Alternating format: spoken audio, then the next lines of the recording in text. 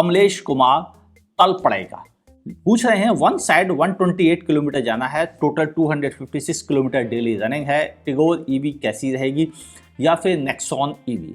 Tata Tiago CNG का wait करूं, अभी तो बाइक से ही अप डाउन कर रहा हूं, 2 आवर जाने में 2 आने में लगते हैं, प्लीज सजेस्ट करें।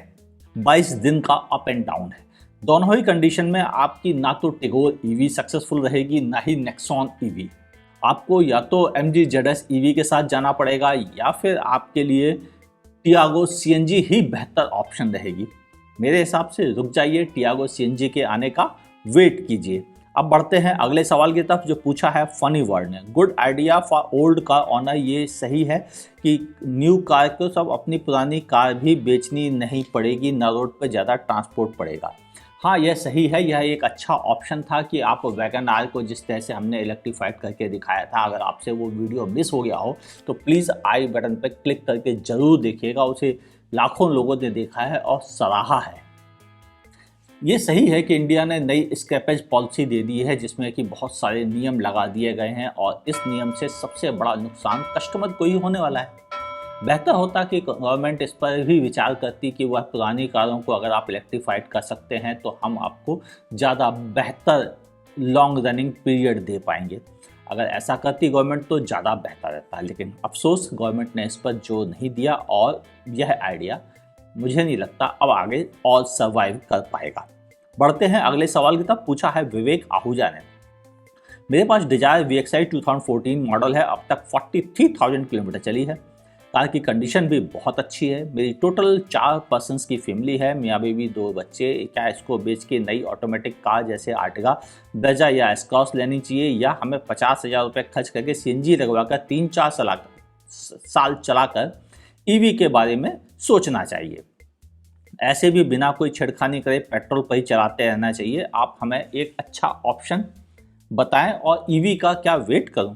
देखिए, आपने 2014 यानी आपने लगभग 7 ईयर्स में 43,000 चलाई है, जो कि बहुत कम रनिंग है। और इतनी रनिंग के लिए ना तो CNG फ़ायदे का सौदा है, ना ही इलेक्ट्रिक कार फ़ायदे का सौदा रहेगा, और ना ही इस कंडीशन में मतलब आपको कोई कार बदलनी चाहिए। मेरी ये सलाह है, इसी कार को ऐसे ही चलाते रहिए अगले 3 साल, और 3 से 4 साल के भीतर कुछ एक अच्छी इलेक्ट्रिक कारें आ जाएंगी जिनकी कीमत रीजनेबल होगी और उसका वेट करना आपके लिए फ़ायदे का सौदा हो सकता है। ओके सर, ठीक है विवेक जी। अब अगले सवाल की तरफ बढ़ते हैं अगले सवाल की तरफ। पूछा है आयुषी बिष्ट ने, पूछ रही है Hyundai Creta SX ऑप्शनल 2017-19 कितनी प्राइस में खरीदना सही रहेगा? आयुषी, मेरी नज़र में एक कार की प्राइसिंग उसकी कंडीशन पर निर्भर करती है। कंडीशन को बगैर परखे नहीं जाना जा सकता। इंजन किस हालात में पहुंच चुका है ये यहाँ बैठे बैठे मैं नहीं बता सकता, ना ही मैं बता सकता हूँ कि क्लच के क्या हाल है, ट्रांसमिशन के क्या हाल है, और ये सारी चीज़ें माहौल बदल देती हैं एक कार का, और कार की कीमत पर इसका बहुत बड़ा असर होता है। इवन पेंट, टायर की क्वालिटी, स्टीयरिंग की कंडीशन, ये सब चीज़ें कार की कीमत पर असर डालती हैं। 2017 से लेकर 19 के बीच में क्रेटा की कीमत बहुत अच्छी होनी चाहिए। कितनी चली है इस पर भी निर्भर करता है, और बगैर फिजिकल इंस्पेक्शन किए किसी कार की कीमत को बताना बिल्कुल वाजिब नहीं रहता है।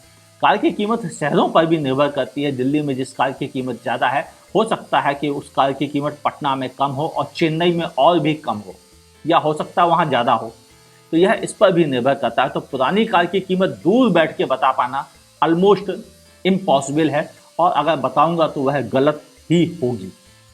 उम्मीद है अब आप पूरी बात समझ गई होंगी। नरेश चौधरी पूछ रहे हैं, आप में एक बहुत बड़ी कमी है, आप जिस मॉडल के बारे में बताते हैं उसका ऑन रोड प्राइस नहीं बताते। ओके, ये सवाल था निसान मैग्नाइट के बारे में। नरेश चौधरी, आपको शायद पता नहीं है, इंडिया में 28 स्टेट हैं और 28 स्टेट में 28 तरह के रजिस्ट्रेशन चार्जेज हैं।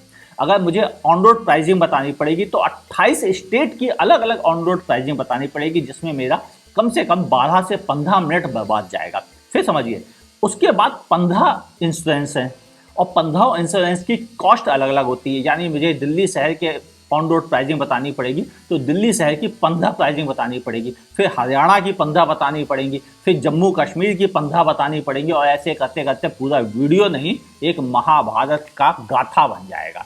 तो आप समझ गए कि ऑन रोड प्राइसिंग बताना नामुमकिन होता है, इसलिए कभी भी कोई भी आपको नहीं बता सकेगा, कोई भी नहीं बता सकेगा, और बताएगा तो वह बिल्कुल परफेक्ट नहीं हो सकती है।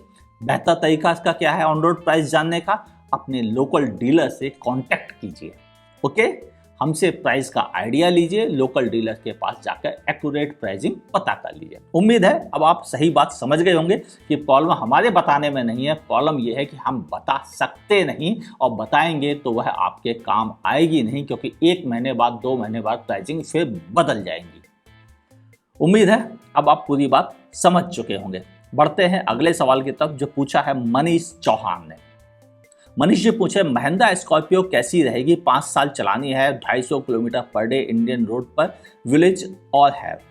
ठीक है मनीष जी, ये तो सही है कि स्कॉर्पियो को लोगों ने बहुत पसंद किया है, लेकिन यह भी सोचना पड़ेगा कि स्कॉर्पियो 2002 में लॉन्च की गई थी, तब से लेकर आज तक वही स्कॉर्पियो चली आ रही है। नेक्स्ट जनरेशन अभी आया नहीं है, जिसके आने की संभावना 22 के लास्ट और 23 के फर्स्ट में है, यानी अभी वक्त है उस कार को आने में, या तो उसका वेट कर लीजिए, या अभी हाल में अगर आप महिंद्रा फैन हैं तो XUV 700 कंसीडर कर सकते हैं, वो एक रियली अच्छा ऑप्शन है, आप उसे देख सकते हैं। और आप महिंद्रा फैन नहीं है, कोई भी अच्छी कार पसंद करते हैं तो सफारी भी देख सकते हैं, वह भी एक अच्छा ऑप्शन। लेकिन स्कॉर्पियो आज के ज़माने में ना बहुत ज़्यादा आउटडेटेड है। उम्मीद है अब आप पूरी बात समझ गए होंगे। विजय हिब्रे अगला अपना सवाल पूछ रहे हैं, कह रहे हैं माइलेज अबाउट 300 किलोमीटर एक्चुअल और लिटिल मोर पावर होनी चाहिए टिगोर ईवी में। देखिए विजय, मैं ये जल्दबाजी में कभी कोई रिप्लाई नहीं देना चाहूँगा, लेकिन मैं जानता हूँ इंडिया की सड़कों पर लोगों को कितनी ज़रूरत है। मैं पेट्रोल पंप पे खड़ा होता हूँ, सुबह से लेकर शाम तक अगर खड़ा हो जाऊँगा तो करीबन 400 कारें आएंगी पेट्रोल भरवाने, और उन 400 कारों में से ऑलमोस्ट 350 कारें 1000 रुपये से कम का पेट्रोल भरवा के चली जाती हैं। 1000 रुपये के अगर पेट्रोल भरवाते हैं आज के दौर में तो 150 किलोमीटर चलती है कार, लेकिन वो 1000 रुपये का पेट्रोल भरवा के निश्चिंत हो जाते हैं कि अब उनकी कार 3-4 दिन चलेगी। तो फिर 350 किलोमीटर की रेंज यानी 2000 का पेट्रोल भरवाने वाला हालात पे वो क्यों जाएंगे? इंडिया में लोग अभी भी 17 किलोमीटर 14 किलोमीटर का एवरेज चल होता है उनका डेली कार रनिंग का, इससे ऊपर का नहीं होता है। और इस एवरेज रनिंग करने वाले लोगों के लिए 200 किलोमीटर की रेंज, 190 किलोमीटर की रेंज, 250 किलोमीटर की रेंज बहुत अच्छी होती है। यानी 3 दिन 4 दिन बाद एक बार कार को चार्ज किया और अपने फिर डेली काम निपटा लिए। हम हिंदुस्तानी रोज 300 किलोमीटर नहीं चलते। हो सकता है कोई बिरला हो, टैक्सी वाला हो, या कोई खास कंडीशन के मालिक हों, जैसे अभी एक व्यक्ति मिले थे जिन्हें रोज 260 किलोमीटर चलना पड़ता था। तो ऐसे हालात बहुत कम लोगों के, शायद 2 से 4% लोग हैं, यानी 98% लोगों के लिए इलेक्ट्रिक कार 200 किलोमीटर के लिए परफेक्ट होती है।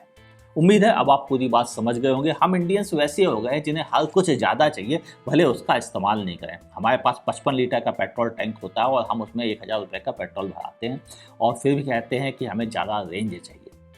ये एक छोटा सा कटाक्ष है, लेकिन इससे बात समझने में आसानी होगी। हम टैंक भी पूरा नहीं भरवाते हैं।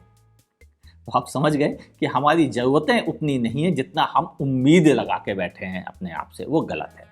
उम्मीद है अब आप सच्ची बात और सही बात समझ चुके होंगे, और सही सलाह है कि हर कोई सराहना करता है, क्रिटिसाइज नहीं करता है। तो मेरी सलाह सही है, उस पर गौर कीजिएगा। 98% लोगों के लिए 200 किलोमीटर की रेंज काफ़ी है।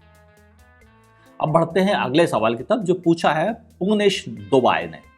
कह रहे हैं not accepted sir unbiased review from you, please tell me build quality of such video spoil your image, I am your big fan. इनका सवाल था ग्लेंजा के वीडियो के ऊपर। पहली चीज़ तो ये कि बिल्ड क्वालिटी एक ऐसा टॉपिक है जिसके बारे में लोग जानते ही नहीं हैं, इंक्लूडिंग शायद आप भी नहीं जानते, क्योंकि मैंने अभी जो सर्वे किए थे कुछ बिल्ड क्वालिटी के ऊपर, उसमें मुझे ये पता चला था कि मोर देन 98% लोगों को पता ही नहीं है बिल्ड क्वालिटी होती क्या है। बेहतर हो आप अपनी नॉलेज बढ़ाने के लिए बिल्ड क्वालिटी पर बुक्स पढ़िए, इंजीनियरिंग की बुक्स पढ़िए, डिजाइनिंग की बुक्स पढ़िए, यूनिवर्सिटी के थीसिस को रीड कीजिए, उनको समझिए, उनके लेक्चर्स को समझिए, तब आपको पता चलेगा बिल्ड क्वालिटी होती क्या है। उम्मीद है अब आप सही स्टडी कर पाएंगे। हाँ, थोड़ा बहुत हंसी मजाक चलता है ताकि आप सही बात समझ सकें। अगर फिर भी मेरी बात से दिल दुखा हो तो माफ़ी चाहता हूँ, लेकिन आपको खुद सब पढ़ना पड़ेगा कि बिल्ड क्वालिटी है क्या। ये तो था आज का आखिरी सवाल। उम्मीद है आपको ये वीडियो पसंद आया होगा, तो क्यों ना इसे लाइक किया जाए। अगर आपको पसंद नहीं आया आप डिसलाइक कर सकते हैं। अगर आप मुझे फेसबुक पर देख रहे हैं तो मेरे पेज को लाइक कीजिए, फॉलो करना ना भूलिए। अगर आप यूट्यूब पर देख रहे हैं तो मेरे चैनल को सब्सक्राइब कीजिए, बगल में दी हुई नोटिफिकेशन बेल दबाना ना भूलिएगा। मुलाकात होगी अगले वीडियो में। देखते रहिए आस्क कार गुरु।